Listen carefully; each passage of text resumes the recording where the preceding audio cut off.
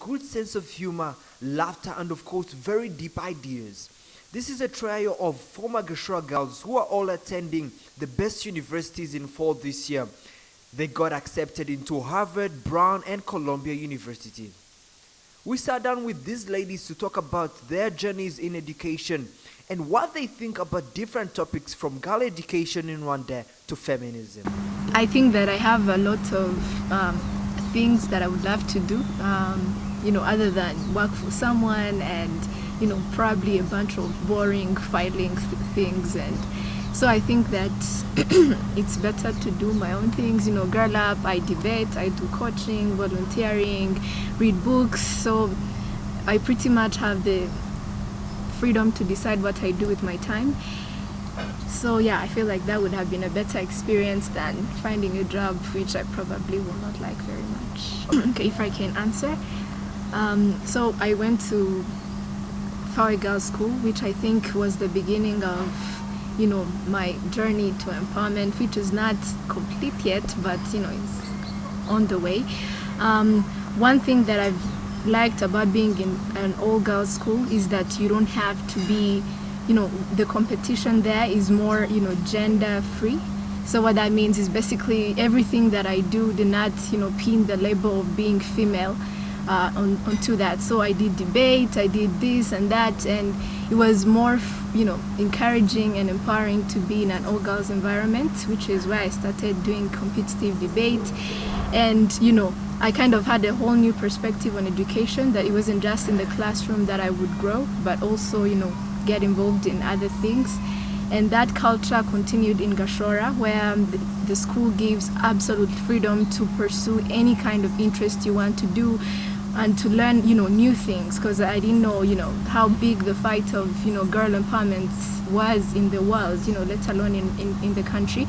And that's why I learned it from different clubs and different discussions and people they invite to talk to you about different things. So education ceases to become about, physics and math, which is also good, but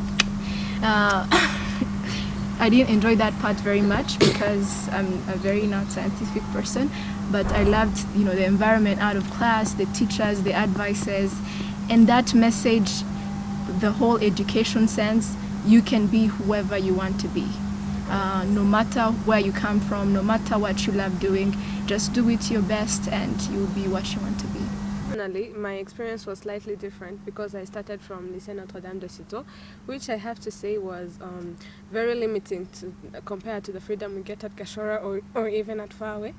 So at Lycée, I was mostly the typical Rwandan student who is mostly focused on their academic studies, and there weren't very other options to get involved in the outside world and then things like girl empowerment or debate and stuff like that. And then when I got to Gashora, then there was that shift, and personally how that huge shift of being able to get involved in so many different activities, learning so many new things, and of course the freedom to choose those activities and to create your own and to explore all those spaces. So how that shift impacted me personally is that it made me grow like incredibly. I mean, if anyone has, let alone if I could give an example of one activity in particular, like debate. So debate was a very enriching activity because it made you explore the areas of the economy of the country, politics and stuff, everything that's going on in your world that you're usually not aware of, and that is very important to know. So it made me grow, it made me develop that interest to get involved in the outside world.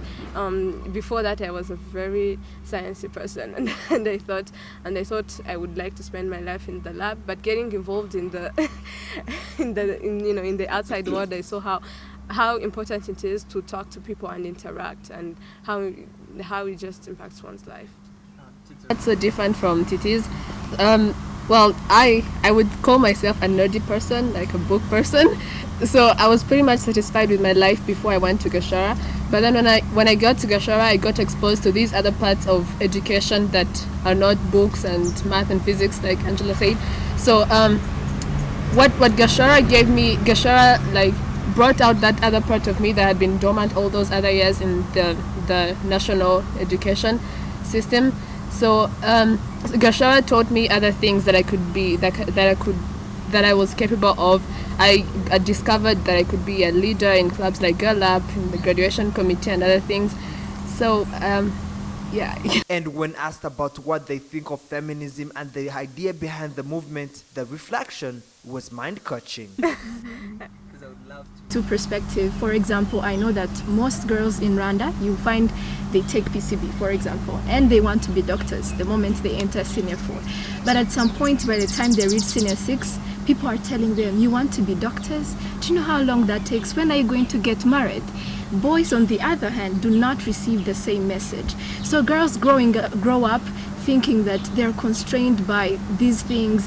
If you become a doctor, you will end school at the age of 30 and you will not get a husband, and that is a problem because you will look like I don't know what, you know. And also girls, you know, I've heard that told to me in debates of many times, you know, when I'm, you know, there arguing and, you know, showing that this is wrong and this, some people are like, Angela, you're too strong for a girl. You have to be humble, you have to be like this.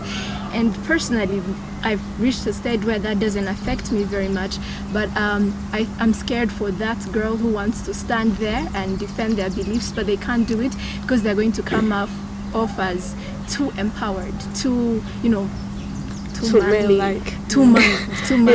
right? So basically, I think that my idea of feminism is to transform the society that thinks that girls can do certain things, can be, you know, certain things to a certain level, but if they go to another, you know, extent, then they're being too manly. So let me give you an example. So when I told one of my friends, he's a guy, slightly younger than me, I told him that I was going to Harvard, and then he was like, you know what, Angela, the kind of men you can marry just cut itself in half. In Rwanda, you probably can only marry five men. He just, you know, threw out a number. So, and what he meant by that is that men are scared of girls who achieve so much than they do. And we shouldn't have to live with that, because I'm not scared of a man who achieves so much. In fact, that's good. So I think that we need to change that perspective, you know, make people understand that a girl can be anything they want and to any level they want, and they shouldn't suffer, you know, for the choices they've made. And men shouldn't be scared that girls can be better than them or just as good.